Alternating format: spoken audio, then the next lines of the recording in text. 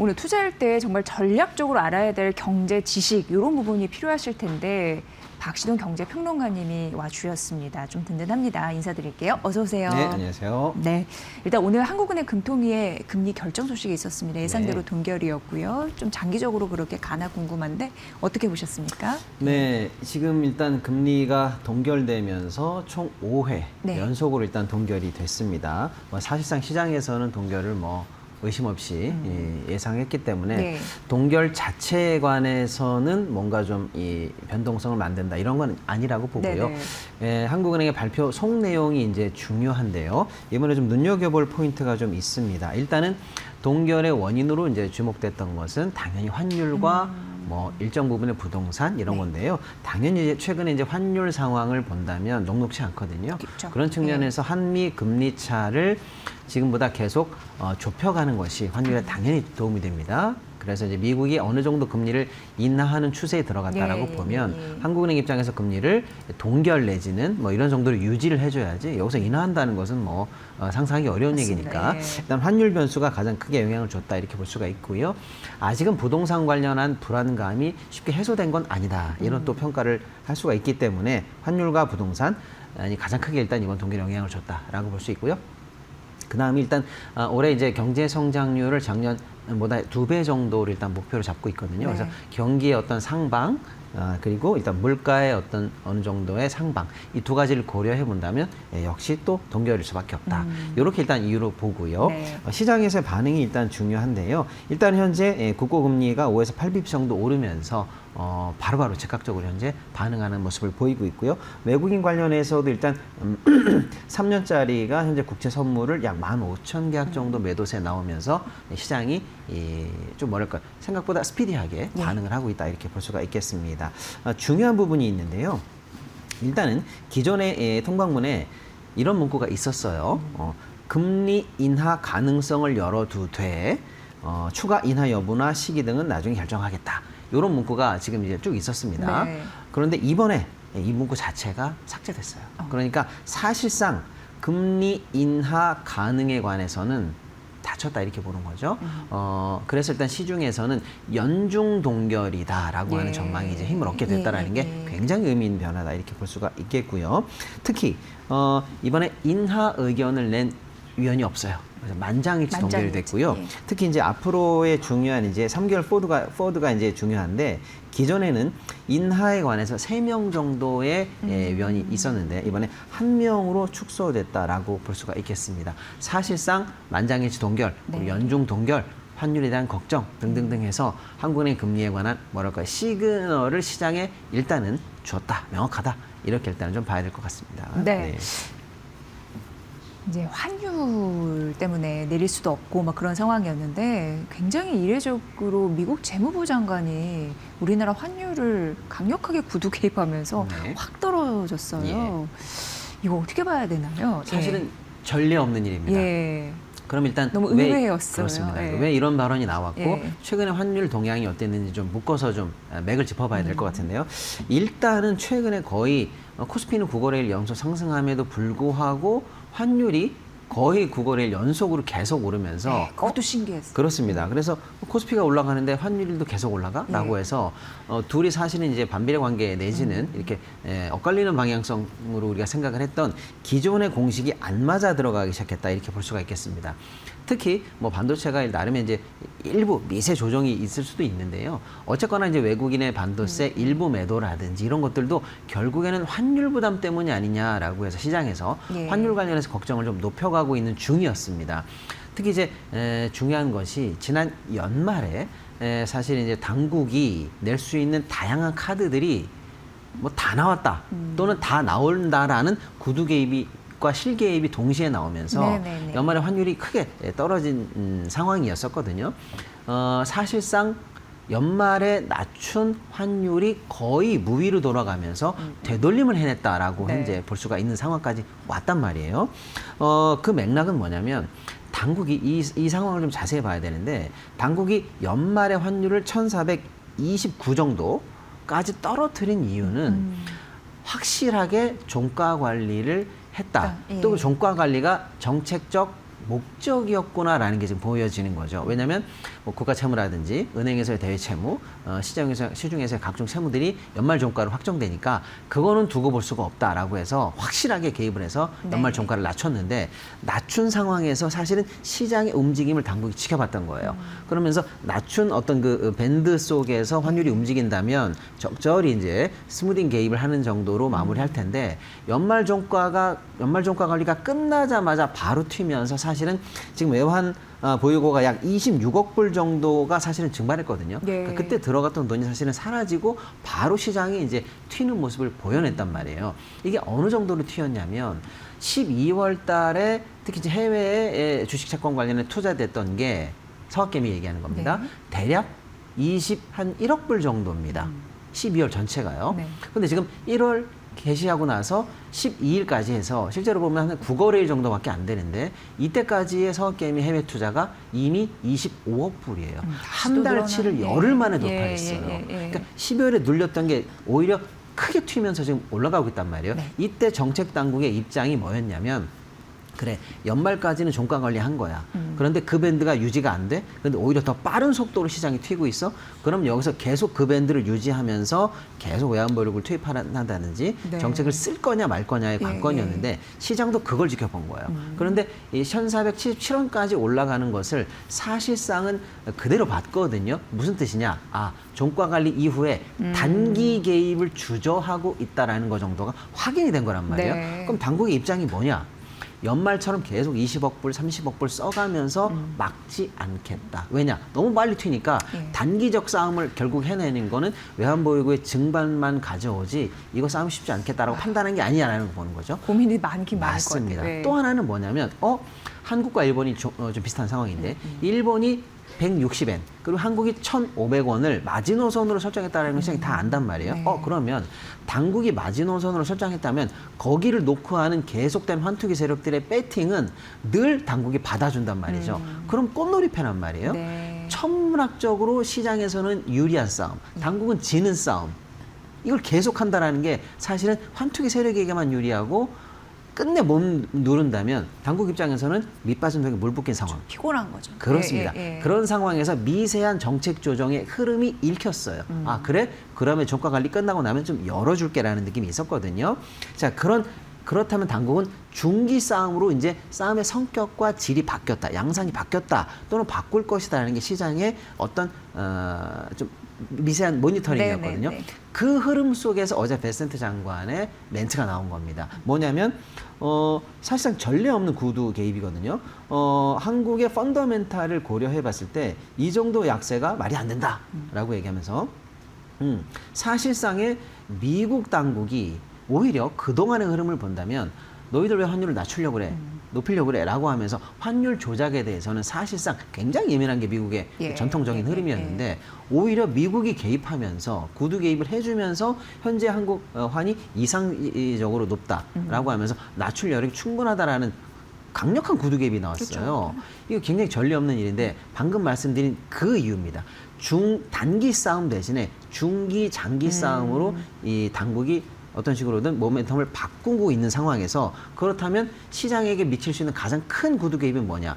환투기 세력에게 말해주는 거죠. 뒤에 미국이 있는 것 같아? 아니야. 한국과 미국이 동이 이 흐름 속에서 크게 우리가 보고 있어. 그러니까 결국에는 내려가라고 하는 밖에서부터 조여가는 형식의 전략이 나온 건데 그게 사실 시장이 예측할 수 없었던 베센트 장관의 구두 개입이 나왔기 때문에 이거는 예측 밖의 현상이거든요. 항상 정책이라든지 구두 개입이라든지 이런 게 효과를 낼 때는 두 가지가 중요합니다. 예측할 수 없었던 방식, 예측할 수 없었던 시기 이 두 가지가 중요한데 지금 그게 딱 들어맞았어요. 그래서 일단 두 가지 다 맞습니다. 그래서 하루 만에 현재 10원 정도를 되돌리면서 네. 일단 낮게 나가는 효과를 냈는데 이 물론 구두 개입이 계속된다면 사실 시장에서 약발이 좀 떨어지죠. 그런데 이 부분을 좀 주목해 봐야 되는 게 지난 10월 달 한미 관세 협상을 하면서 사실은 연간 200억 불 한도로 우리가 투자하기로 했거든요. 이게 사실 큰 거냐 작은 거냐에 관한 논란은 좀 있는데 지금 사실은 아시아 관련해서 중국도 강세입니다. 태국도 강세예요. 유일하게 일본과 한국만 어마어마하게 약세입니다. 아무리 봐도 대미 지원에 관한 이런 정책에 관한 이 약세 압력이 확실하게 미치고 있다라는 네. 또 반증이기도 하거든요. 예. 그런 측면에서 미국도 책임이 있어요. 그래서 이제 우리는 이제 일본과 다르게 하나 더 들어간 조항이 뭐냐면 200억 불 이상 투자를 하는데 200억 투자를 하는데 환 관련해서 위험 신호가 잡히면 투자를 안 하거나 유보하거나 조정할 수 있다는 단서 조항이 들어갔단 그거 말이에요. 있죠. 그러니까 미국 입장에서는 미국과 한국 때문에 생긴 문제로 결국은 한국이 시장이 어려워지고 근데 그로 인해서 사실 미국도 원하는 200억 불 투자가 어려워진다라고 하면 네. 이제는 개입할 명분과 의지와 의도가 있단 말이에요. 네. 이 상황이 복합적으로 현재 묶여 들어가고 있다는 게 굉장히 복잡한 상황이다 이렇게 볼 수가 있는 거죠. 그렇네요. 네. 그러니까 결과적으로 보면은 환율을 좀 낮춰야 되는 그런 의무가 있는데 네. 마침 또 그 미국은 손해 보는 짓 안 하는데 그렇죠. 그런 부분에서 돈 못 받을까봐 그런 게 맞습니다. 이렇게 겹쳐지면서 네. 뒷백에 미국 있다 이런 부분으로 좀 엄포를 넣은 듯한 맞습니다. 그게 이례적으로 연출이 됐지 않나. 그렇죠. 그러면서 네, 어쨌거나 네. 이제 환율 싸움의 중기적 양상이 바뀌고 있다. 이 부분이 굉장히 중요합니다. 예.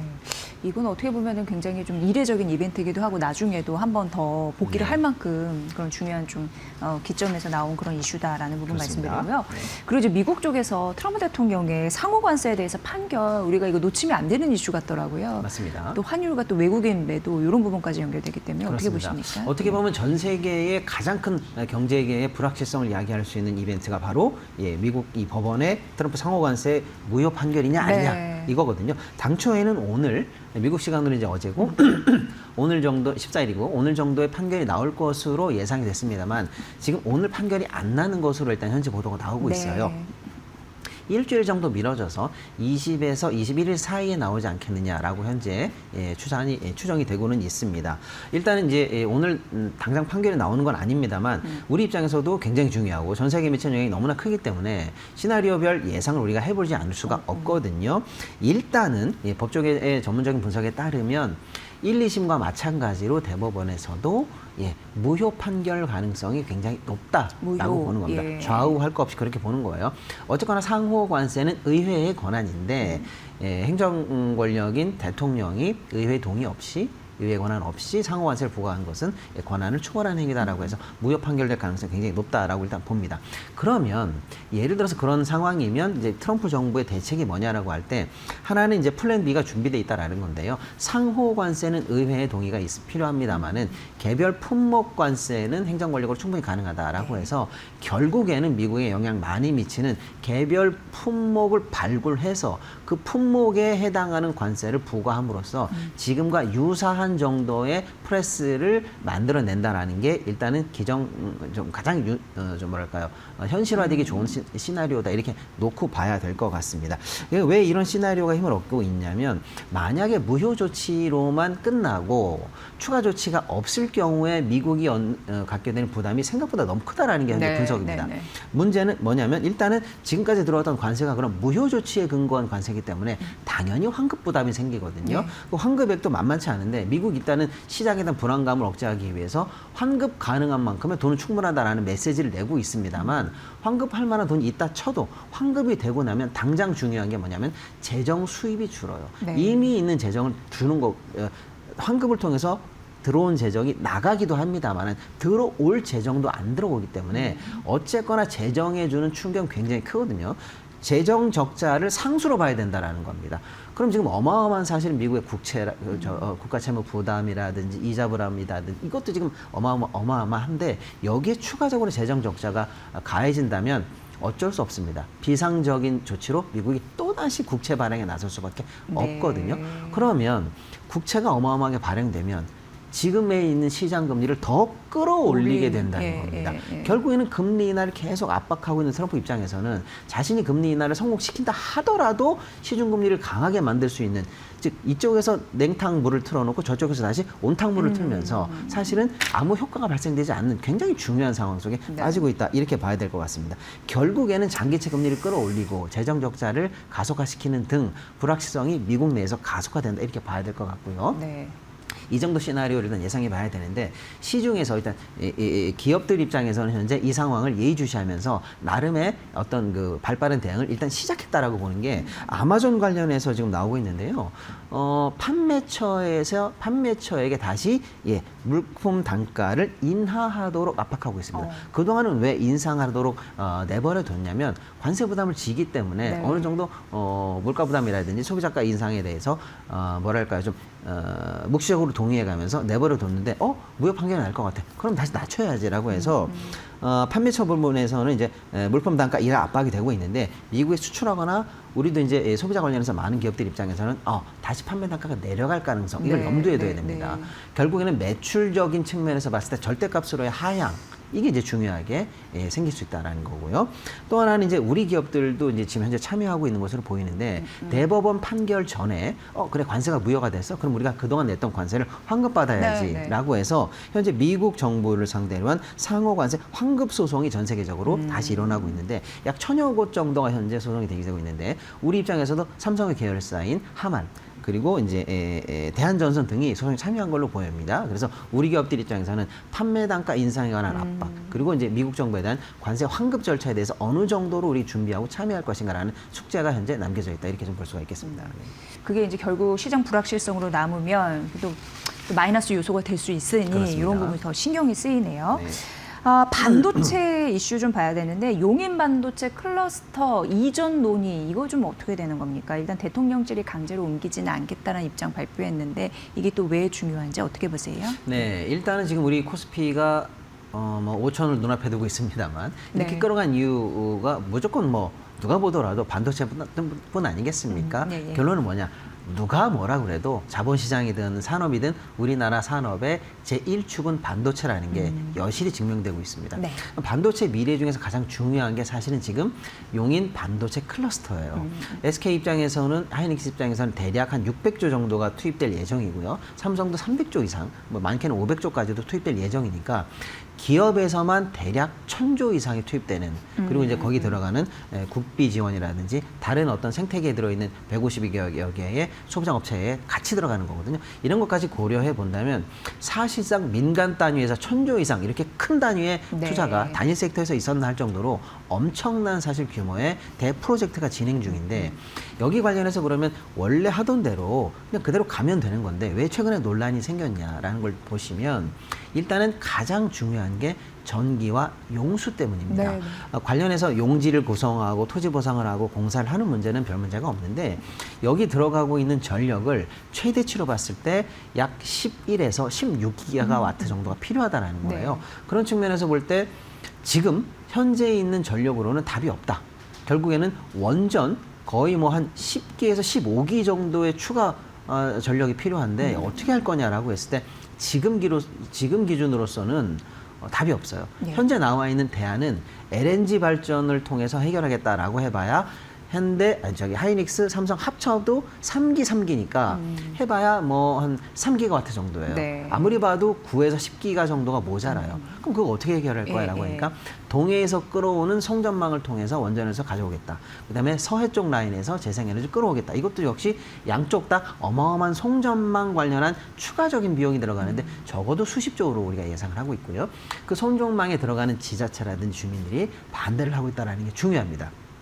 그러니까 전력 문제 관련해서 이렇게 답이 없는 상황에서 과연 가능하겠어라는 시장의 의구심이 있었는데 이에 관해서 이제 호남 쪽 정치계에서 또 이제 기후부 장관이 그러면 전력 생산이 가능한 특히 재생에너지 생산이 가능한 호남이나 새만금 쪽으로 이전하는 게 어때라고 하는 논의가 이제 갑자기 급부상한 거고요. 네. 용수 관련해서도 현재 약 100만 톤 정도가 필요할 것으로 전망이 되는데 지금 있는 수도권 내에서의 용수를 보면 약 여유분이 8만에서 10만 톤 정도로만 보입니다. 그러면 결국에는 또 이것도 한 8, 90만 톤 정도의 쇼티지가 나는 상황이니까 지금으로서는 답이 없거든요. 예. 그래서 용수와 전력 문제를 숙제를 안고 있었는데 그렇다면 뭐 예를 들어서 전기는 새만금이 해결하겠어라고 하는 얘기가 나오는 거고요. 낙동강 수계가 우리는 수계가 충분해. 뭐 이런 얘기를 하면서 이제 경상도 쪽에서 얘기가 나오면서 어쨌거나 반도체 클러스터 이전 논의가 현재 수면 위로 올라왔다라는 거예요. 그래서 이제 굉장한 혼란스러운 상황인데 일단 청와대가 가름만은 탔습니다. 그래서 직접적으로 지금 있는 계획을 변경할 검토는 한 게 없다. 또는 지금 하고 있는 어떤 그 시설에 대해서 이식하듯이 강제로 뽑아서 옮길 생각 없다라고 해서 네네. 가름만은 탔습니다. 그래서 논의가 잠시는 일단 수면 아래로 내려갈 수 있을 것으로 보입니다만 이번 논의 과정에서 드러났던 전기와 용수 문제가 심각하다라는 것은 여전히 해결되지 않고 있기 때문에 이 부분에 관해서 논의는 계속될 걸로 보이고 어떤 게 이제 전국적으로 봤을 때 가장 합리적인 답이냐에 관해서는 앞으로 이제 민관이 합심해서 네. 일단 노력을 해야 해서 최적의 안을 뽑아야 될 것 같은데 결론은 뭐냐면 그럼에도 불구하고 가장 중요한 것은 사기업 입장에서 묘안을 낼 때 민관이 그 경제적 논리로 이걸 해결해야 되는데 다소간에 지금 지방선거를 앞두고 있다 보니까 정치 네, 논리로 사실은 경제 논리를 압도하면서 섣부른 결론이 잘못 나는 것을 조금 우려해야 된다라는 게 좀 이제 포인트가 되겠습니다. 네. 아, 정말 상당 부분 신경 쓸 게 많네요. 오늘은 거의 뭐 리스크 특집으로 그런 부분으로 쭉 정리해드렸습니다. 도움이 많이 됐습니다. 박시동 경제평론가님과 함께했습니다. 고맙습니다. 네, 감사합니다.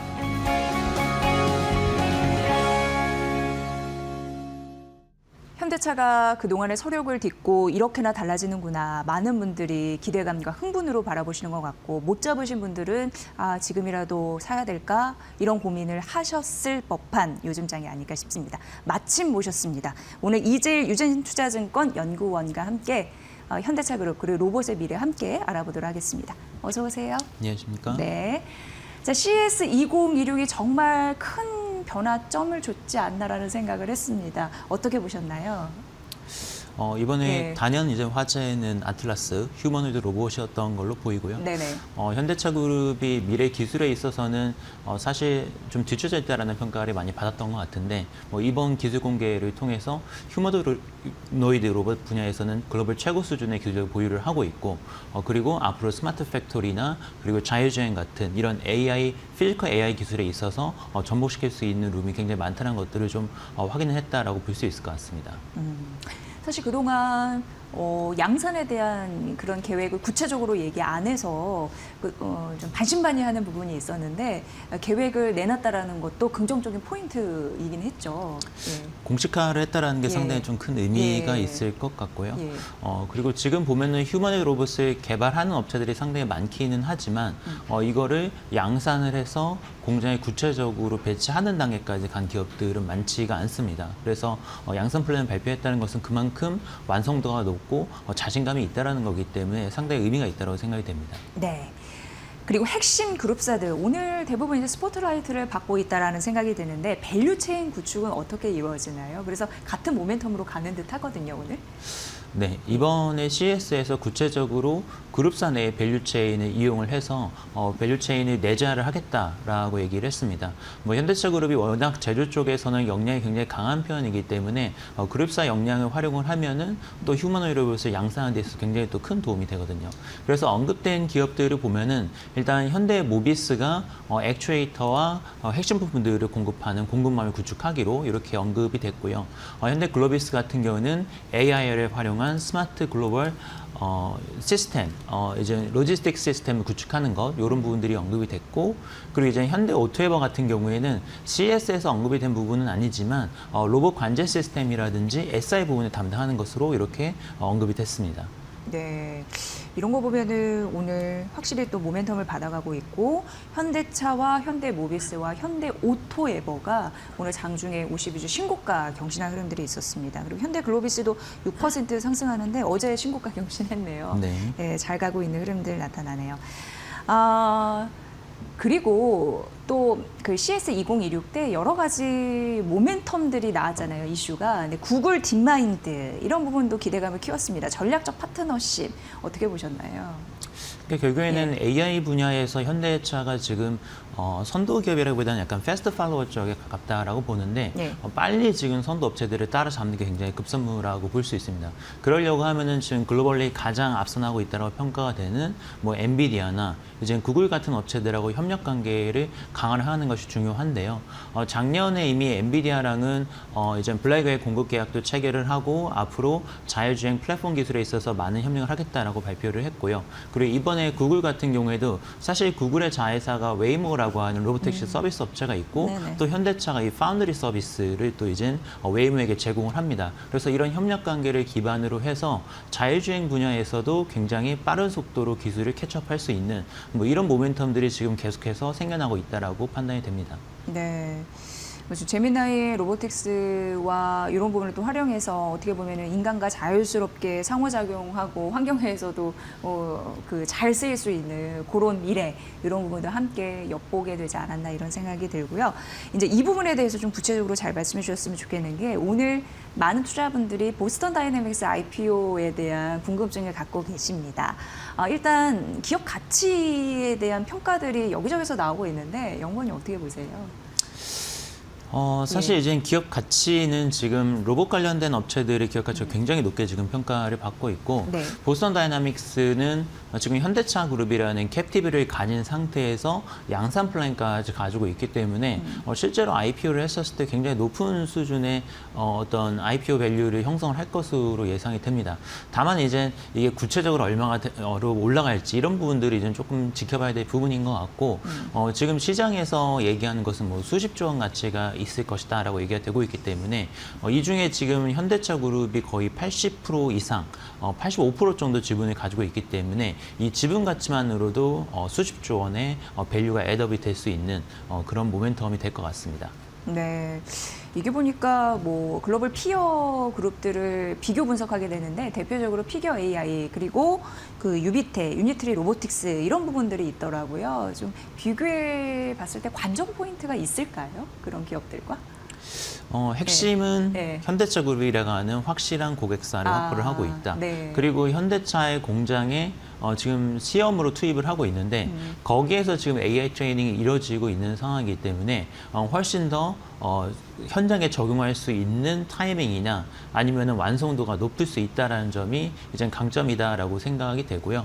물론 이제 구체적으로 로봇의 어떤 뭐 센서 기술이라든지 뭐 AI라든지 이런 것들은 앞으로 검증이 필요한 부분이긴 하지만 보스턴 다이내믹스가 지금 선두 그룹에서 굉장히 활약을 하고 있는 것은 사실인 것 같습니다. 네. 그 가장 큰 그 보스턴 다이내믹스의 그 수혜주가 아무래도 이제 현대차 되겠고 그다음에 어디라고 하셨죠? 네. 지금 지분 구조를 보면은 현대기아 모비스, 현대기아 3사가 모비스. 이제 예. 다 지분을 보유를 하고 있고 예. 그리고 정의섬 회장 그리고 예. 현대글로비스 그러니까 어. 직접적으로 지분을 보유를 하고 있기 때문에 지분 가치 상승에 따른 수혜는 그렇게 된다라고 볼 수 있고요. 네. 조금 더 이제는 지배구조 개편이라는 측면에서 보게 되면은 마인드 포커스를 보시는 게 글로비스랑 현대모비스라고 볼 수 있을 것 같습니다. 왜냐하면은 지금 글로비스 같은 경우는 정 회장 개인적인 지분이 굉장히 많고 그리고 굉장히 이제는 그룹사 내에서 지분 구조가 좀 얽혀 있는 반면에 보스턴 다이내믹스 같은 경우는 사실은 그룹사 지배구조 개편의 실탄을 활용하는 데 있어서 좀 얽힌 부분이 없기 때문에 네네. 지배구조 개편의 신호탄이 될 수 있다라고 저희가 좀 판단을 하고 있거든요. 그래서 그 부분이 이제 IPO가 가시화가 되면은 지배구조 개편이 이루어질 거기 때문에 모비스나 글로비스가 결국에는 수혜주가 될 것이다라고 좀 많이들 보고 있습니다. 네. 뭐 양산 시점에 대해서 구체화했다라는 부분을 또 긍정적으로 평가를 했습니다만 양산 시점이 2028년도입니다. 그래서 네. 단기 실적은 제한적일 수 있다라는 의견이 나오는 이유 또 그런 부분도 반영을 해봐야겠네요. 예, 그리고 중요할 것 같고 자율주행 기술 확대 이런 부분에 대해서 피지컬 AI로 변모하는 그런 현대차 그룹의 하나의 상징적인 그런 계기가 됐던 게 CES 2016이 아닐까 싶은데 그 이후에 많은 보고서들이 나왔습니다. 그러면서 어떤 게 나왔냐면 자율주행 기술 이런 부분이 발전을 하면 전기차 캐즘 이 부분에 대한 구원투수가 될 수 있다라는 가능성 언급되더라고요. 영건님 어떻게 보세요? 사실 자율주행하고 전기차가 관련이 있기는 한데 직접적인 연관관계가 있다라고 보기는 어려울 것 그래요? 같습니다. 예. 왜냐하면은 전기차 수요라고 하는 거는 자율주행차에 국한돼서 이제 성장을 해서는 안 되고요. 전체 시장을 대상으로 빠르게 지금 고속 성장해야 되는 단계이기 때문에 어떤 이제 자율주행차만의 전기차 수요, 전기차 파워트레인 수요는 뭐 이제 큰 비중을 차지한다고 보기는 어렵고요.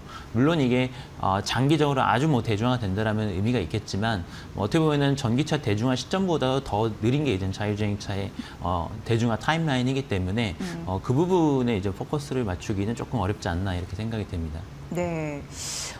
근데 갑자기 이제 엔비디아의 그 알파마요가 떠오르는데 벤처도 협업을 하고 하잖아요. 그거에 대해 이제 현대차와 협업도 이제 박차를 가하지 않을까라는 기대감이 들고 어떤 시너지가 날까요?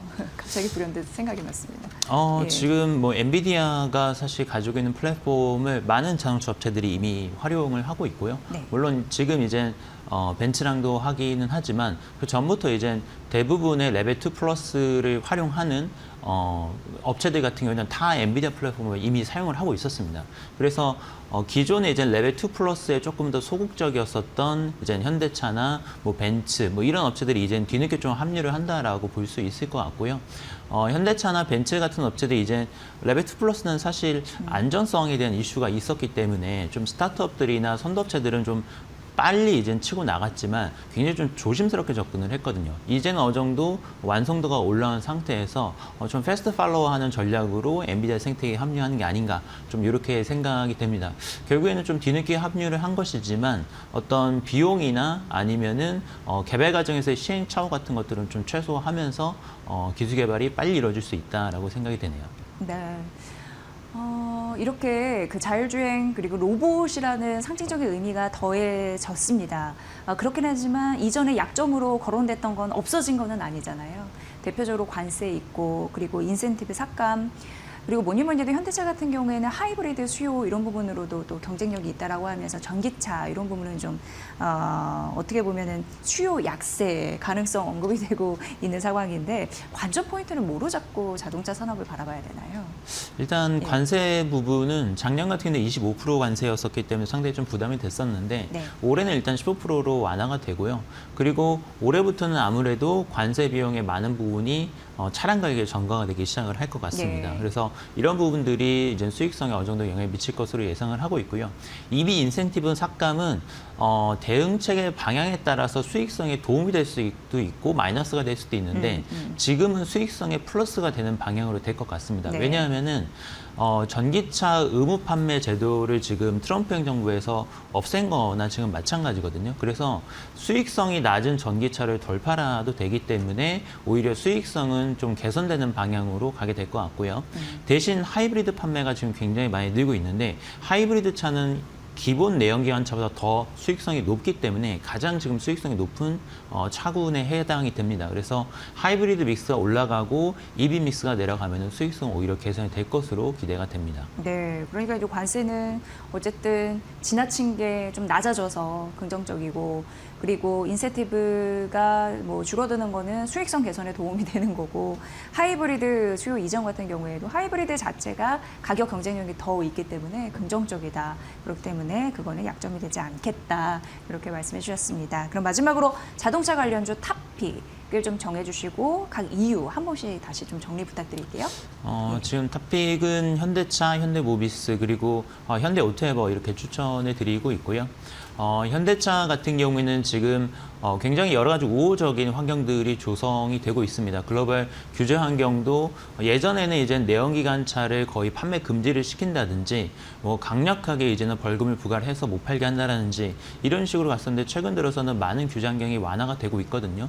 그래서 장기 어떤 수익성이나 이런 데에 대한 우려들이 많이 완화가 되고 있고 거기에 더해서 지금 로보틱스 관련된 모멘텀이 더해지고 있기 때문에 밸류에이션 리레이팅 충분히 가능하다라고 보고 있고요. 현대모비스 같은 경우에는 당연히 이제 현대차랑 주가가 동행을 하면서 추가적으로 액추에이터 모멘텀이 붙게 됩니다. 액추에이터 같은 경우에는 지금 글로벌 액추에이터 기업들의 밸류에이션이 PER 50배에 달할 정도로 굉장히 높거든요. 그래서 이 액추에이터 사업을 하는 것이 밸류에이션 리레이팅에 또 플러스가 될 걸로 보고 있고 현대오토에버는 현대차 그룹의 어떤 IT 서비스를 담당을 하고 있기 때문에 AI에 대한 투자에서 현대오토에버가 굉장히 좀 수혜를 많이 보게 됩니다. 특히나 이제 로봇 같은 경우에는 2018년도부터 양산이 되지만 이런 IT, AI에 대한 투자는 올해부터 즉각적으로 일어나기 때문에 실질적으로 제일 빨리 매출과 이익이 증가하는 건 또 오토에버가 될 수 있어서 이런 점은 또 추가적인 플러스 요인이라고 볼 수 있을 것 같습니다. 네.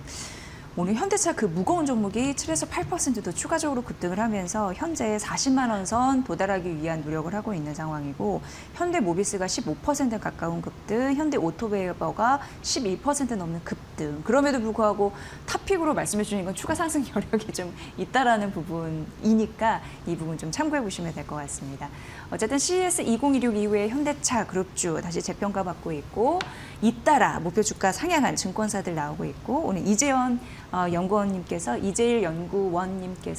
이런 부분 잘 설명해 주셨으니까 여러분 탑픽 참고해 보시면 될 것 같습니다. 잘 들었습니다. 고맙습니다.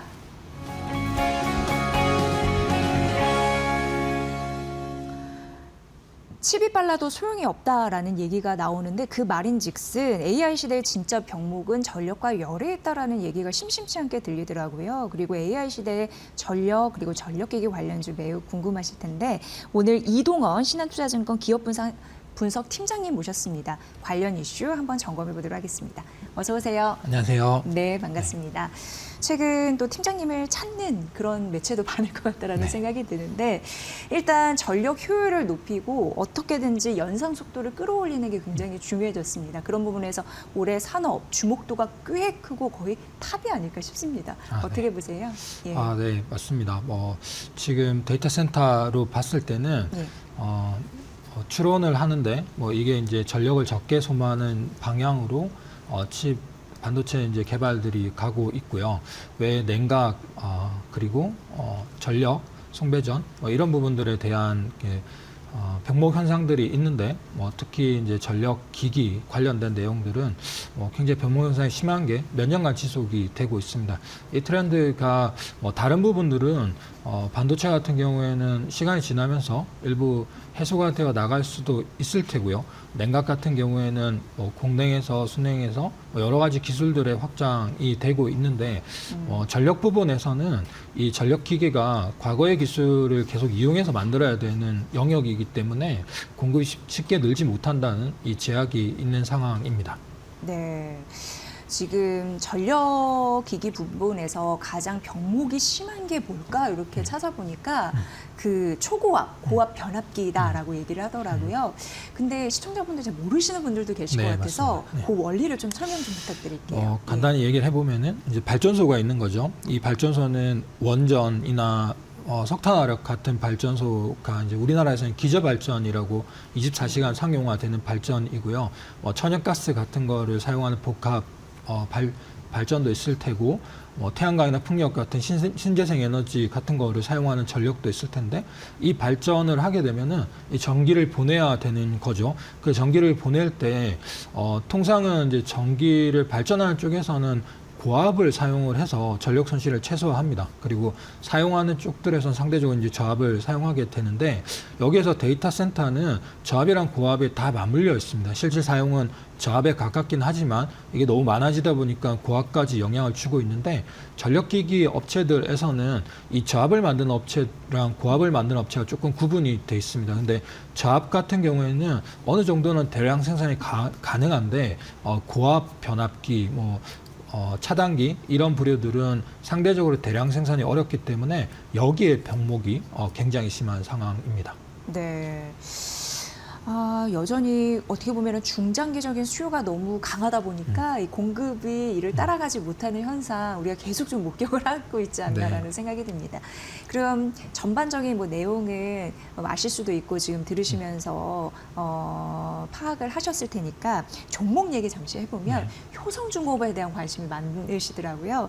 일단 보면 올해 변압기나 차단기 수준 좀 늘고 있는 것 같아요. 그런데 이제 문제는 주가가 4분기 실적 전망치 하회 이런 우려 때문에 좀 빠졌습니다. 어떻게 좀 살아날 수 있을지 궁금한데요. 네, 여전히 이제 좋게 보고 있고요.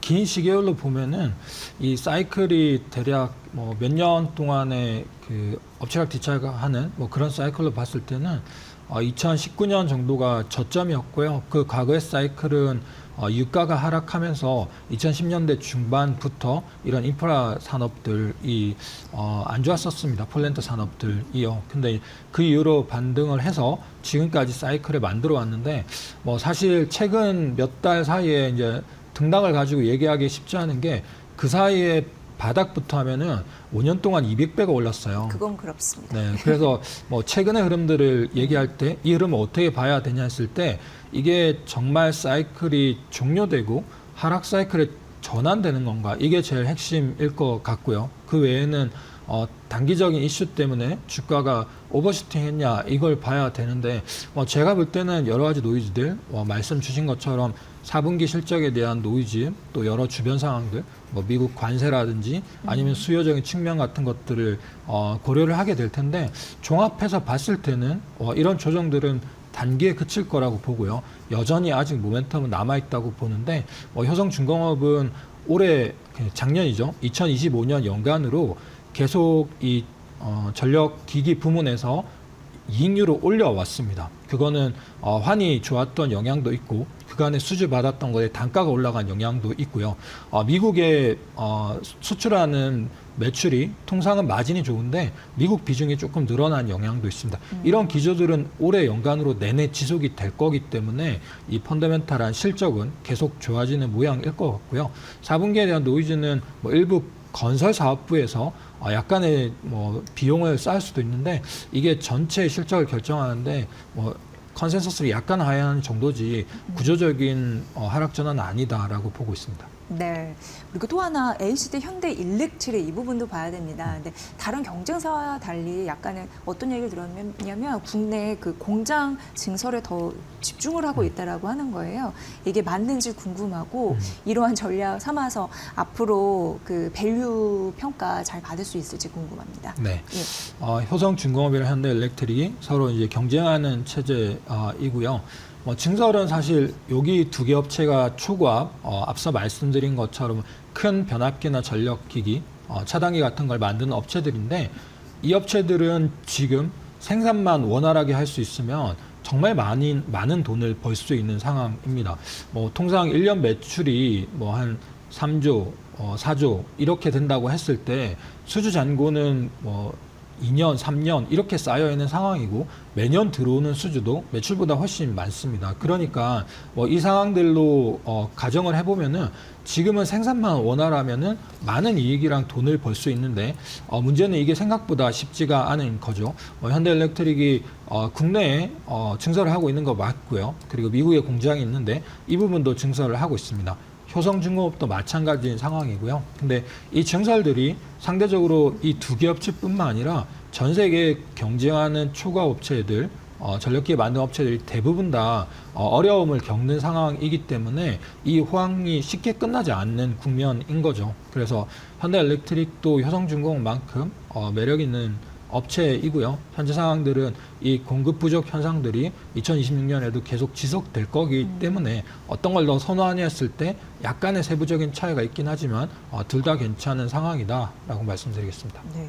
보니까 HD 현대일렉트릭 매출 가이던스는 시장 예상을 일정 부분 좀 하회를 네. 했습니다만 네. 그 요런 때에 그냥 사실 어떻게 보면은 좀 매수해서 좀 비중 확대를 하는 전략 세워도 된다라는 말씀이시죠? 네, 사실 그 실적 가이던스 말씀 주신 것처럼 기대치를 조금 하회를 했어요. 그 기대치라는 게 시장 컨센서스 대비해서 조금 낮은 거고요. 해석이 되는 부분이랑 안 되는 부분이 있는데, 되는 부분은 환율을 보수적으로 가정을 합니다. 1,350원, 지금 1,400원 중반대라고 했을 때 좀 낮게 책정된 환율이 조금 더 이득이 되는 부분이 있고요. 일부는 단기 납기하는 부분들이 예상치 못하게 들어올 수 있는 영역도 있는데, 전체적으로 봤을 때는 컨센이 조금 높게 형성돼 있는 것도 있기는 합니다. 그래서 이 부분들이 주가 변동 요인이 될 수 있어요. 연간으로 가면서 컨센서스 매출을 조금 하회하거나 중간중간에 이제 변동을 하거나 이런 요인이 있을 수 있는데, 옛날같이 엄청난 주가 상승을 기대하기 어렵다고 하면 이런 요인에 따른 변동성을 트레이딩하는 것도 방법이긴 합니다. 그래서 최근 며칠 사이에 보신 것처럼 컨센서스 컨센서스가 나오고 가이던스인 거죠. 올해 전망치가 나오고 주가 급락했고 다시 다 반등하는 모습을 보이는데, 이런 트레이딩 전략을 써보는 것도 괜찮다고 생각을 합니다. 네.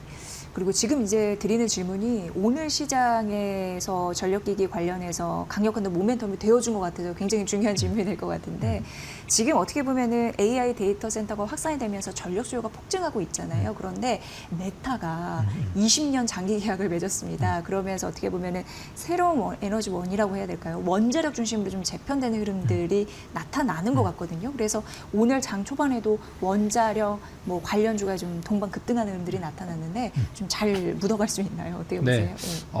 묻어갈 수 있고 네. 거기에 추가적인 모멘텀도 있는데 네. 일단 묻어갈 수 있다고 보는 거는 이 데이터 센터는 커지겠죠. 뭐 빅테크 업체의 밸류에이션이나 뭐 건강한 자본으로 투자되는지 돈을 벌 수 있는지 이런 거는 뭐 그쪽 영역의 질문이기 때문에 뭐 제가 답변 드릴 부분은 아니겠지만 분명한 건 그 AI랑 데이터 센터 시장은 커지겠죠. 그리고 그렇게 커졌을 때 이건 전통적인 전력 수요들 제가 묻어가는 정도가 아니라 여기에도 기회가 있다고 말씀드리는 거는 이 전력기기 업체들은 전통적인 전력 수요에 기반을 하고 있는데 여기서 데이터 센터 쪽으로 가는 거는 뭐 지금 2%, 향후에 8%, 10% 이렇게 늘어날 수 있는 정도이고요. 나머지 90% 이상은 현재는 전통적인 전력에서 이제 소요가 되는 거죠. 그러니까 쉽게 말하면 모자란다는 겁니다. 메타가 20년 장기 투자를 하는 건 20년 동안 계속 모자랄 거라고 보는 거고요. 그리고 원전뿐만 아니라 그게 가스 터빈이 됐던 다른 뭐 ESS나 뭐 수소 연료전지 발전이 됐던 뭐든지 지금은 갖다 붙여야 되는 상황입니다. 그래서 종합해 보면은 이 영역도 모자랄 테고요. 미국이 교체를 하고 리쇼어링을 하고 이런 영역도 모자라고 다른 많은 중동이나 유럽 국가들도 전력기계가 모자라기 때문에 같은 걸 만들어서 여기저기 다 수출하는 이런 전력기계 업체들은 꽤 장기적인 호황을 계속 누려갈 거다라고 보고 있습니다. 네. 사실 이제 작년에 가파른 상승 이후에 어느 정도 조정을 받았다가 이제 올 한해 다시 여러 가지 모멘텀을 얻고 올라갈 수 있는 가능성이 있는지 많은 분들이 궁금하실 텐데 일단 국내 탑픽, 국내외적으로 좀 가려주셔도 되고요. 네. 어떤 종목을 바라보면 좋을까요? 네. 상반기 같은 경우에. 통상 이제 전력기기 3사를 얘기하고요. 네. 말씀드린 HD 현대엘렉트릭, 효성중공업 그리고 LS 일렉트릭도 말씀드리고 있는데 이 3사가 다 좋습니다. HD 현대엘렉트릭과 효성중공업은 같은 결의 고압이고요. LS 일렉트릭은 그 초고압도 있긴 하지만 변압기라든지 배전방 같은 데서 미국 쪽 성장이 되게 큽니다. 그리고 요 그룹의 전략도 이 LS 일렉트릭의 전략도 미국에 침투하는 분위기를 계속 높여가고 있기 때문에 이것까지 이제 고려할 필요가 있다 생각하고요. 딱히 탑픽이라고 얘기하기 어렵습니다. 다수이고요. 아주 장기적으로 보면은 LS 일렉트릭도 굉장히 매력적인 대안입니다. 그러니까 우위를 가리기 힘들 정도로 그 전력기기 3사가 네. 매력적이다라고 말씀을 해주신 것 같아요. 네, 맞습니다. 그런 부분에서 잘 참고를 해보시면 될 것 같습니다. 어쨌든 그동안 전력기기 주가가 상대적으로 좀 약한가 했던 분들 좀 안심하면서 올 한해 상반기를 보시지 않을까 이런 생각을 하게 됐습니다. 오늘 K 전력기기 관련주 전략 만나봤습니다. 이동원 신한투자증권 기업분석 팀장의 분석이었습니다. 고맙습니다. 감사합니다.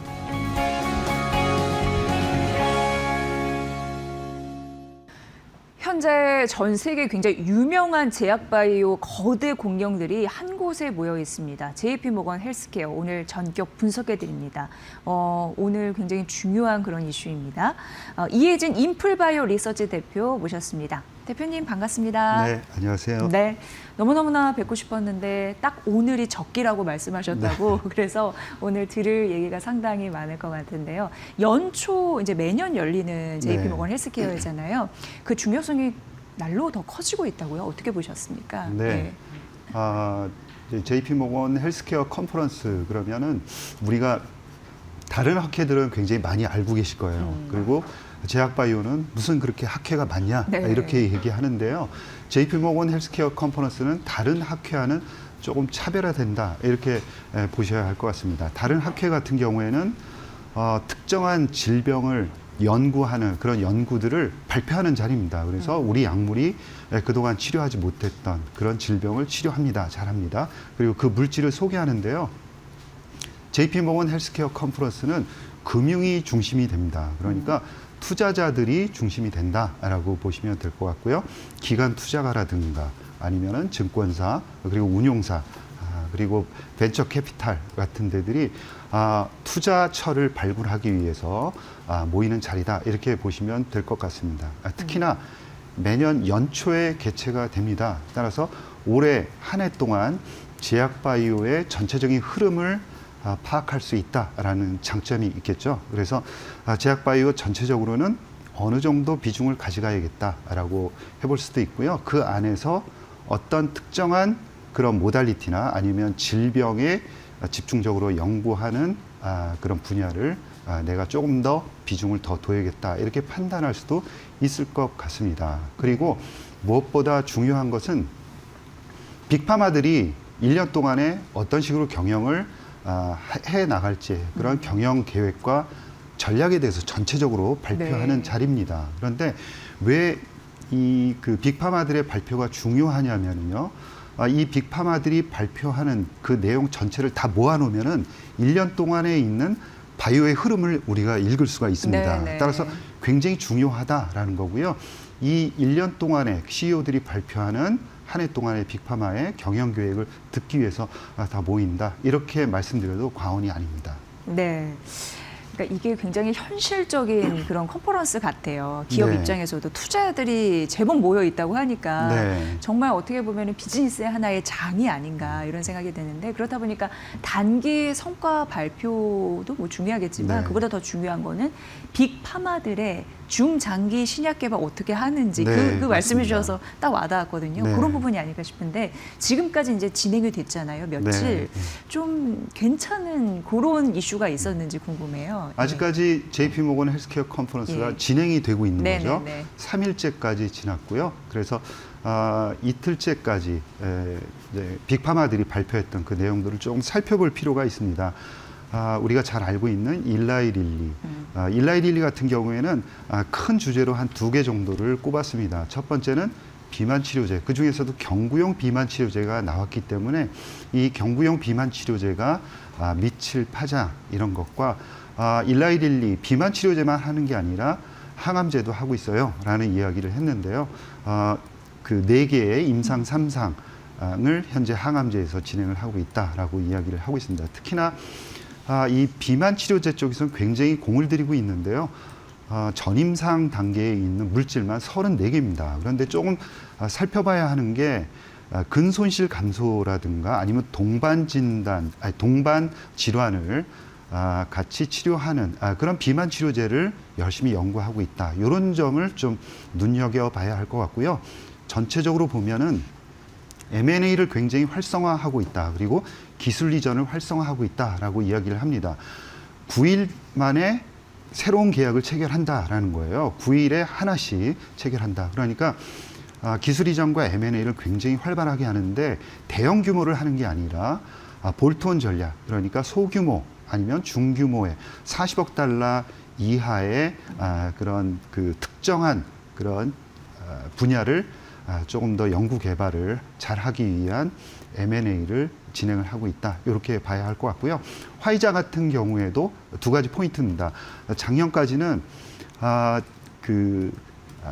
연구보다는 오히려 구조조정에 좀 집중을 했는데요. 올해는 M&A 그리고 R&A에 집중을 하겠다. 이렇게 얘기를 하고 있고요. 그동안 이제 코로나 시기에 돈을 벌어서 시젠이라는 ADC 하는 회사를 이제 샀습니다. 그 ADC에서 특별한 성과를 거두겠다라고 이야기를 했고요. BMS라는 빅파마 같은 경우에는 AI를 강조를 했습니다. 그래서 AI를 R&D 엔진에 완전히 통합을 하겠다. 그런 원년으로 삼아서 신약 물질 발굴 기간을 앞당기면서 그리고 임상 성공 확률을 높이겠다 이렇게 이야기를 했습니다. 그리고 노바티스 같은 경우에는 특징적인 게 이 모달리티를 이야기를 했는데요. 원래 노바티스가 잘하고 있던 방사성 의약품에다가 RNA를 추가를 했습니다. 그래서 RNA도 관심을 가져야겠구나. 로슈 같은 경우에는 올해 그동안 못했던 기술 이전이라든가 M&A를 적극적으로 하겠다라고 이야기를 했습니다. 지금 장황하게 말씀을 드렸는데 좀 정리를 해보면 여전히 비만 치료제 관련해서는 관심이 크고 세분화가 진행이 되고 있다라는 거고요. 모달리티 측면에서는 ADC, 그 다음에 RNA 쪽, 그 다음에 RLT 이렇게 보셔야 할 것 같고 AI에 대해서 굉장히 관심들이 많아지고 있다라는 겁니다. 그리고 대형 M&A보다는 볼트온 M&A, 중소형 M&A가 앞으로 올해 많이 진행될 것이다. 이렇게 요약을 할 수 있을 것 같습니다. 네, 이렇게 한눈에 딱 말씀해 주시니까 정리가 되면서 네. 되게 좋았어요. 근데 이게 되게 중요한 부분이 국내 기업 기술 이전 사이클이 사실 어떻게 보면은 JP모건 헬스케어 이후에 본격화되는 흐름들이 있어서 네. 잘 봐야 된다 네, 이런 얘기를 맞습니다. 들었는데 그거는 맞는 거죠. 네, 예. 맞습니다. 그리고 우리 국내의 기업들 예를 들어서 삼성바이오로직스 오늘도 52주 신고가를 네. 기록했던데 셀트리온, D&D 파마테, 알테오젠 등이 다 여기 가 네, 있습니다. 네. 그런 의미에서 올해 뭐 사업 계획이나 전략 이런 부분을 구체적으로 밝힌 데인데 좀 인상적인 기업들 우리가 봐야 할 네. 기업들 좀 네. 꼽아주세요. 네. 예. JP모건 헬스케어 컨퍼런스에서 전략을 발표한 회사는 삼성바이오로직스하고 셀트리온 대형 이제 종목들이 발표를 했습니다. 삼성바이오로직스 같은 경우에는 크게 한 3가지 방향으로 이제 잡았죠. 그러니까 물류 거점을 그리고 생산 거점을 다양하게 가져가겠다. 그 다음에 포트폴리오를 다양하게 하겠다. 그 다음에 생산을 캐파를 점점 늘려가겠다라고 하는 거고요. 특히 이 메릴랜드에 이제 미국 거점을 마련을 했습니다. 아마 향후에 이 생물보안법에 대해서 적극적으로 대응을 해 나가지 않을까라고 생각을 할 수가 있을 거고요. 같고요.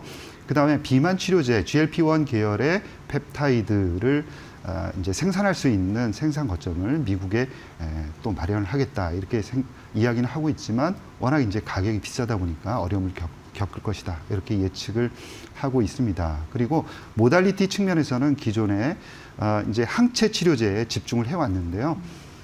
이중 항체라든가 삼중 항체 이런 다중 항체 그리고 최근에 각광을 받고 있는 ADC 쪽으로 포트폴리오를 확장해 나가겠다. 아마 ADC는 올해부터 적극적으로 생산을 하지 않을까 그렇게 생각을 하고 있습니다. 네. 그리고 셀트리온 같은 경우에는 바이오시밀러에서 네, CDMO 예. 쪽으로 확장해 나가겠다 이렇게 이야기를 하고 있고요.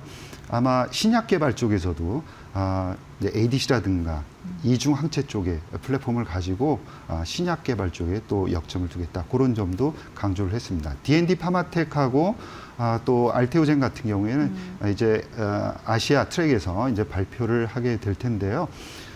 D&D 파마텍 같은 경우에는 DD01 마시 치료제 임상 이상 중간 결과 발표가 있어서 굉장히 중요하다라고 볼 수가 있고요.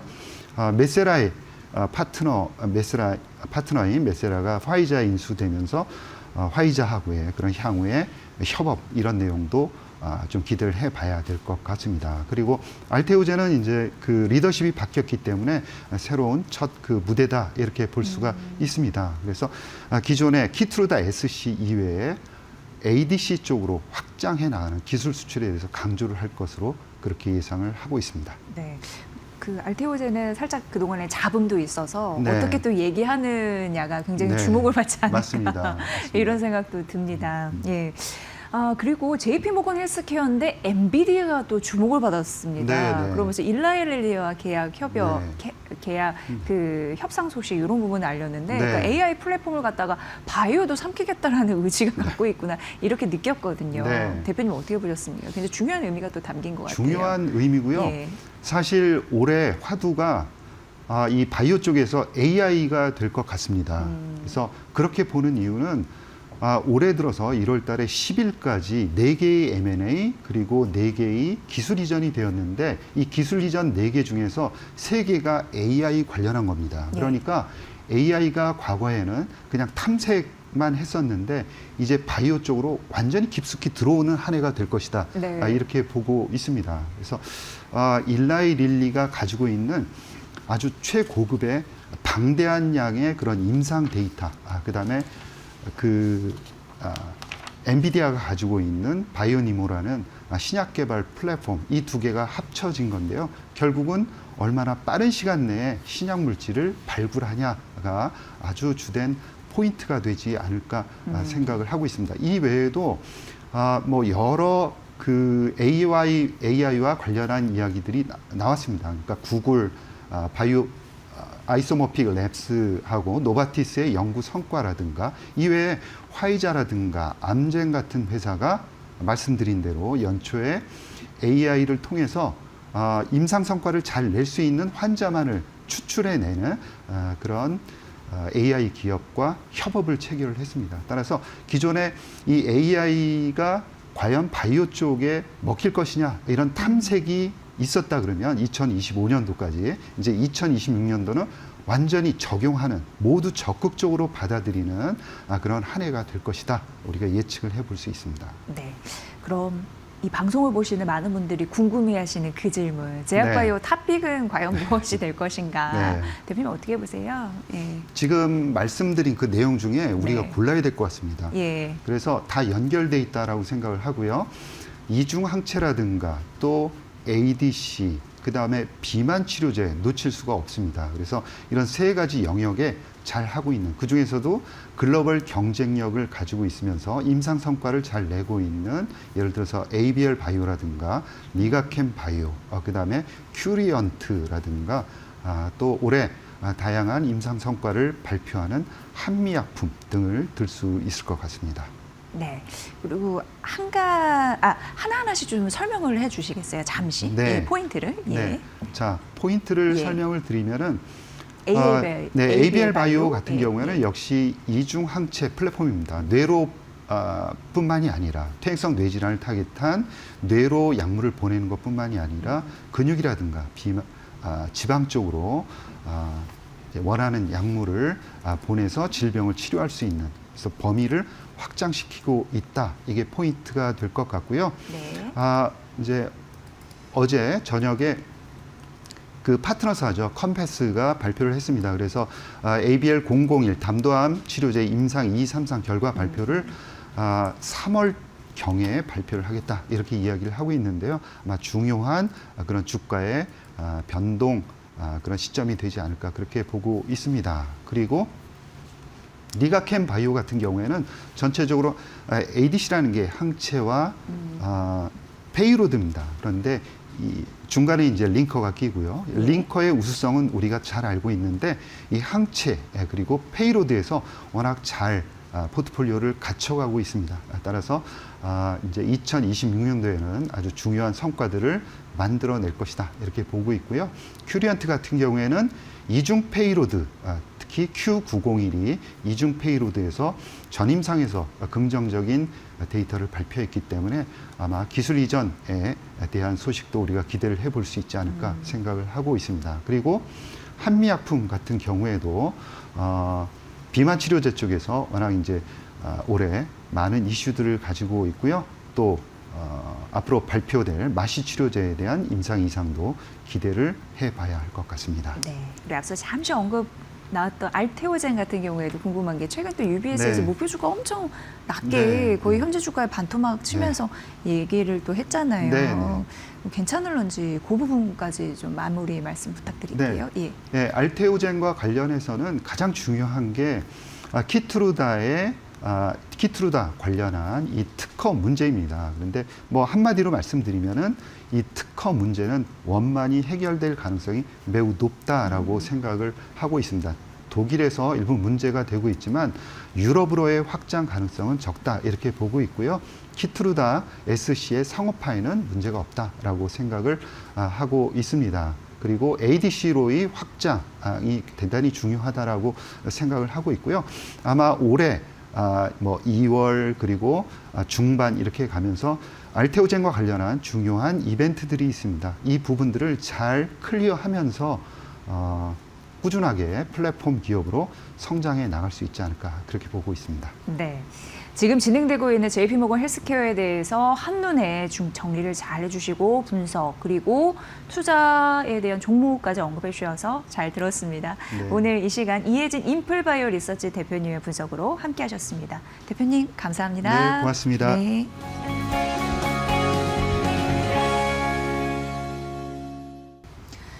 전기차 산업분석 오늘 해드릴 건데요. 이 글로벌 전기차 시장이 상승 곡선을 보이고 있다라는 보도 앞서서 전해드린 바 있습니다. 팩트체크 하겠습니다. 윤석천 경제평론가님 모셨습니다. 어서 오세요. 네, 안녕하십니까? 네. 일단 전기차가 전 세계적으로 확산 중이다라는 그런 기사를 볼 때 좀 흐뭇해지긴 합니다. 악의적으로 쓴 거 말고요. 네. 네. 근데 요거는 보도가 좀 팩트 체크해야 될 필요가 있는데 맞는 건지 좀 잘 분석해 주세요. 뭐 예. 일반인들 좀 헷갈리실 거예요. 네. 막 두 가지로 이게 나눠졌으니까 뭐 캐중 국면이 굉장히 오래 간다는 네. 얘기도 있고 또 한편에서는 글로벌 전체적으로 놓고 보면 전기차 성장은 계속해서 확산세다라는 얘기가 있는데 정확한 분석은 일단 뭐 제 얘기가 아니라 영국의 기후 에너지 싱크탱크인 엠버라는 데가 있습니다. 굉장히 유명한 네. 싱크탱크죠. 여기서 이제 25년 전기차 시장을 갖다 분석한 보고서를 내놨어요. 그게 이제 사실 12월 달까지는 아니고 25년 1월부터 10월 말까지 집계한 걸 갖다가 기준으로 네. 해놓은 겁니다.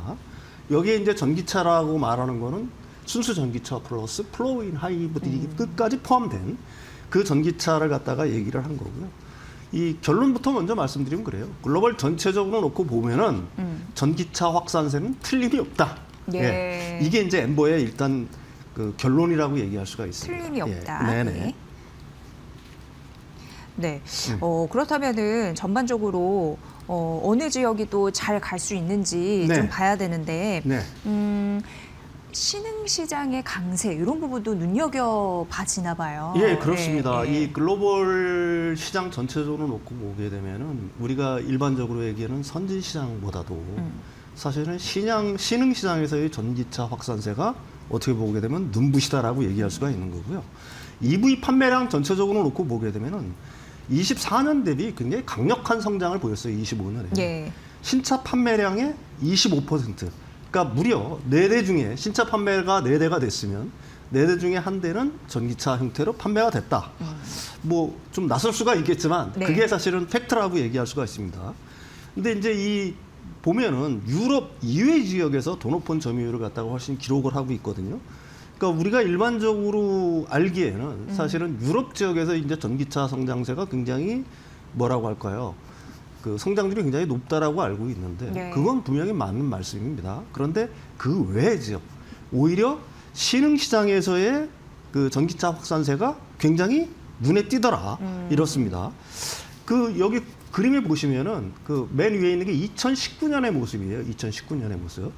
그러니까 전기차 침투율, 그러니까 신차 판매량의 10%를 넘어가는 나라가 유럽에 2019년만 해도 4개 나라밖에는 없었어요. 아, 예. 스웨덴, 뭐 네덜란드, 그다음에 뭐 아이슬란드, 노르웨이 정도였거든요. 저 그림 위에 보시면은.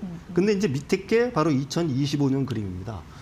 전기차 10%, 침투율이 10%가 넘어간 나라가 총 39개 나라. 정말 빠르게 늘었네요. 예, 39개 나라에 달하는 거고요. 유럽 외의 지역도 눈부십니다. 유럽 이외 지역이 12개 국가가 차지를 했어요. 그러니까 이게 어떻게 보게 되면은 뭐 굉장히 그 전기차 확산세가 빠르다라고 얘기할 수가 있는 거고요. 보시면은 중앙에 이제 중국이 있지 않습니까? 중국의 원이 굉장히 크죠. 네. 중국이 2년 동안 전 세계 전기차 판매량의 3분의 1을 장악을 하고 있는 겁니다. 엄청난 시장이라고 얘기할 수가 있는 거고요. 여기는 지금 50%를 넘어섰다고 하는데 실제로는 한 60%를 넘어섰다고 보고 있거든요. 25년도에. 그러니까 2년 연속 전 세계 전기차 판매량의 약 3분의 1을 중국이 차지하고 있다. 네. 또 다른 나라들도 이런 어떤 중국의 전기차 확산세를 갖다가 그 보고서 그걸 갖다 모방하는 정책들을 갖다가 계속해서 보이고 있다. 네. 이렇게 얘기할 수가 있습니다. 네. 예. 전반적으로 얼마가 늘었는지 이렇게 좀 비중도 데이터로 말씀해 주셨는데 특히 아세안 네네. 지역 네. 예, 이런 부분에 대해서 점유율 확대가 더 이제 눈에 띄는 그런 상황인가 봐요. 예, 그렇습니다. 예, 예. 이게 크게 보면은 신흥 시장 중에서도 아세안 지역, 그 다음에 오히려 라틴 아메리카, 라틴. 뭐 이런 쪽에서 이제 두 축이 크게 움직이고 있는 거거든요. 사실 일본하고 미국은 캐징이 맞아요. 이상해요. 선진국 중에서도 전기차 확산이 굉장히 느린 나라 중에 두 나라인데 네. 이게 뭐 지난 2년 동안 거의 변동이 없었다라고 얘기할 수가 있는 거고요. 하지만 동남아에서 라틴 아메리카 이르기까지 전기차 확산세가 훨씬 가파릅니다. 이 표는 제가 나중에 설명드릴 텐데 네. 베트남은 신차 판매량의 벌써 40%를 돌파를 했어요. 베트남이요. 네, 베트남 같은 경우는 그렇습니다. 이 베트남의 특수한 사정을 이해할 필요가 있는데요. 베트남은 일단 그 빔페스라는 회사가 있습니다. 자체 자체 그러니까 자동차 제조회사예요. 맨 처음에는 BMW랑 합작을 해가지고 내연기관차를 만드는데 네. 이게 몇 년 전부터는 완전히 전기차로 100% 전환을 했어요. 근데 이제 그 빈페스트가 베트남에서는 굉장히 큰 어떻게 보게 되면 점유율을 기록하고 있다라고 얘기할 수가 있는 거고요. 그 베트남 같은 경우에 이렇게 전기차 전환의 속도를 내는 이유가 사실은 있습니다.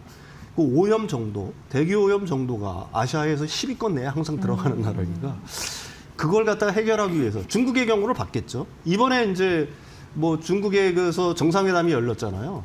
북경에 간 분들이 놀랬다라고 얘기하더라고요. 그래요. 예. 이렇게 깨끗하구나 공기가. 예. 그게 바로 그 뭐라고 할까요? 중국의 전기차 전환이 그 대기 오염 감소에 커다란 역할을 했다는 걸 갖다 입증하고 있는 거 아니겠습니까? 정말 예전 같았으면은 막 공기 안 좋을 때 중국에서 불어오는 바람이라고 막 예, 얘기한 지 얼마 안 됐는데. 예, 그런 얘기 쏙 예, 들어갔잖아요. 예.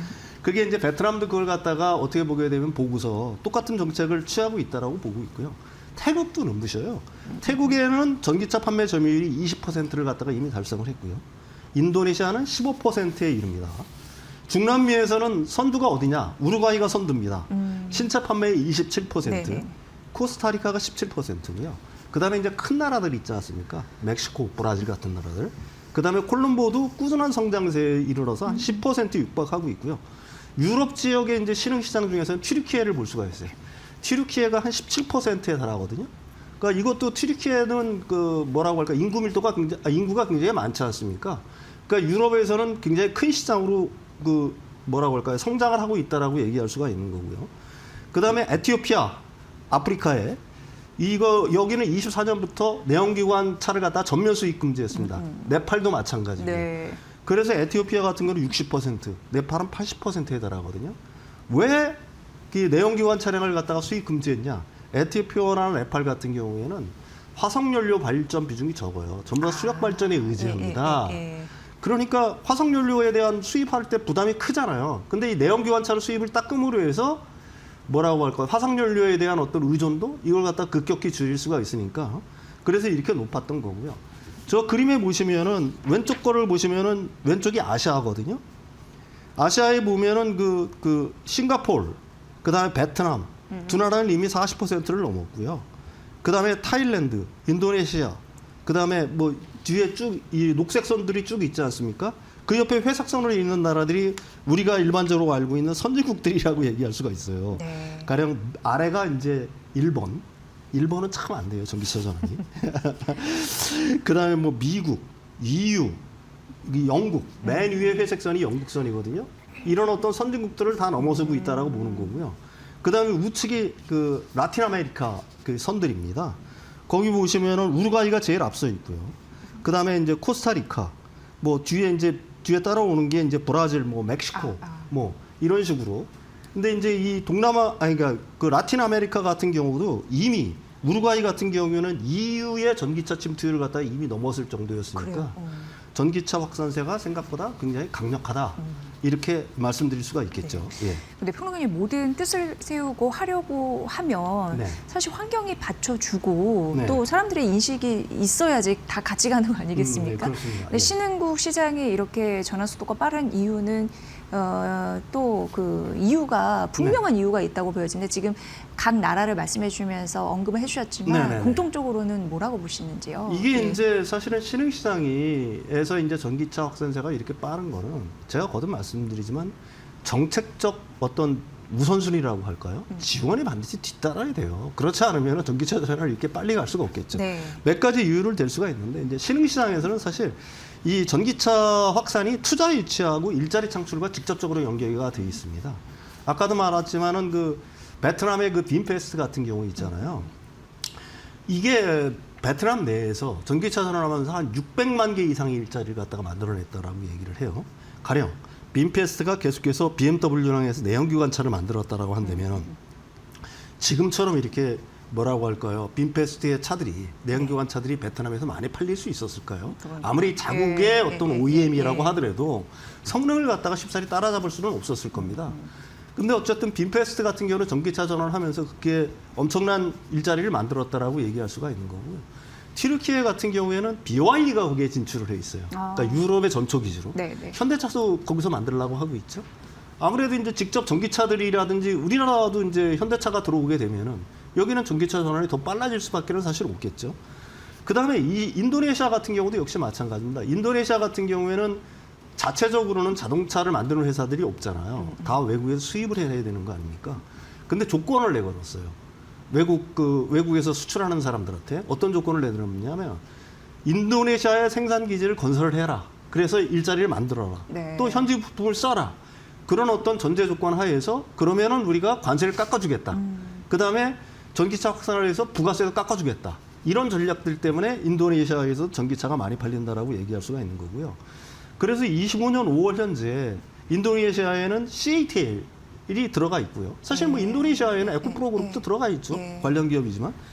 그다음에 기타 7개의 전기차 제조업체가 이미 그 생산 거기다 이제 현지 공장을 짓겠다라고 이미 약속을 한 상태입니다. 그래서 이제 전기차 전환이 빨라지고 있다라고 얘기할 수가 있는 거고요. 두 번째로는 이제 가장 그 뭐라고 할까요? 정책적으로 전기차를 갖다가 확산하는 이유는 대기 오염을 방지하겠다는 거 하나고, 두 번째는 화석연료 사용을 갖다가 확 줄이겠다라고 얘기하는 거예요. 이 신국 중에는 의외로 화석연료보다는 수력이라든지 이런 쪽에 의해서 전기를 생산하는 나라들이 많아요. 근데 만약에 전기차가 100%라고 한다면 굳이 화석연료를 수입할 필요가 없겠죠. 수력 발전으로 다 하고 있으니까 네네. 기존의 전기를. 그러니까 이제 그런 나라들 같은 경우에는 그 전기차 전환을 통해서 화석연료 수입을 갖다가 줄이려고 애를 쓰고 있는 거라고 얘기할 수가 있는 겁니다. 두 번째는 아까도 얘기했지만 대기질 전환에 있는 거예요. 다른 뭐 동남아 나라들의 대기질, 그 태국이라든지 이런 데 가보면 알겠지만은 베트남도 역시 마찬가지지만 대기질이 형편없지 않습니까? 여행 가보시면. 그러니까 이제 그게 국가적 과제니까 그 중국처럼 전기차 전환을 통해서 대기질을 갖다가 좀 뭐라고 할까요? 좋게, 청정하게 좀 바꿔보자. 뭐 이런 의도가 있다라고 보는 거고요. 세 번째, 이게 제일 어떻게 보면 가장 큰 이유라고 얘기할 수가 있는 건데, 중국이 수출을 하기 시작했잖아요. 네, 네. 그러니까 중국 전기차가 자국 시장 내에서 이제 과익 생산이라든지 뭐 여러 가지 문제들이 있지 않습니까? 그러다 보니까 이제 강제적으로 수출을 할 수밖에 없는 거예요. 그러니까 그런데 이제 중국의 수출은 어디로 집중되냐? 이런 식으로 얼마 전에 어젠가도 제가 우리나라 언론의 기사를 봤는데 중국의 전기차가 세계를 집어삼키고 있다. 뭐 이런 내용의 기사가 있어요. 글로벌 시장에 뭐 강력한 뭐라고 할까요? 뭐 주자다 이런 식으로 얘기를 하고 있는데 반은 맞고 반은 틀린 얘기입니다. 네. 여기 그림에서 보시는 것처럼 중국 전기차는 분명히 수출이 늘었어요. 근데 어디가 늘었느냐? 이게 OECD 국가, 일반적으로 선진국이라고 얘기하는 국가들은, 그러니까 이게 23년 7월부터 23년 7월을 100으로 했을 때 선진국 OECD 국가로 수출이 늘어난 거는 5%에 불과해요. 그럼 도대체 어디로 늘어났나요? 저 회색 선이 있죠? 비OECD 국가들. 예. 그러니까 일반적으로 신흥시장의 3배가 늘어난 겁니다. 3배가. 그러니까 그 수출액으로 놓고 보게 되면은 비OECD 지역으로의 수출은 162억 달러가 들었고요. 반면에 OECD향 수출액은 27억 달러에 그쳤다는 얘기죠. 그러니까 어디로 갔느냐? 뭐 브라질, 멕시코, 그다음에 인도네시아, 아까도 얘기했지만 태국, 아랍에미리트, 뭐 러시아 같은 데로 이렇게 주로 갔다는 얘기죠. 다시 말해서 중국 전기차는 분명히 글로벌 시장에서 많이 팔린 건 분명하다. 그렇지만 선진국, 우리가 말하는 이른바 말하는 선진국향으로 해가지고 수출이 대폭 늘어난 게 아니라 신흥시장을 집중 공략을 했다. 예. 당연히 그럴 수밖에 없겠죠.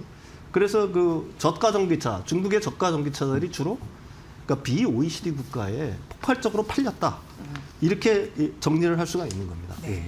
그렇다면 실제적으로 전기차 전환 성장이 이렇게 되고 있으니까 네. 화석 연료에 대한 의존도는 확실히 줄어드는 게 데이터로 나왔는지 예, 그런 부분이 그렇습니다. 궁금합니다. 이게 네. 전기차가 물론 이거는 이제 가정이라고 얘기할 수가 있겠죠. 그 여기 그림이 나올지 모르겠는데 여기 나오는군요. 이게 전체적으로 지금 그 브라질 같은 경우에는 거의 94%가 화석연료 사용량이 감소할 거라고 봐요. 이건 왜 그럴까요? 브라질은 화석연료 발전 비중보다도 오히려 아까도 말씀드렸듯이 비화석연료 발전 비중이 높아요.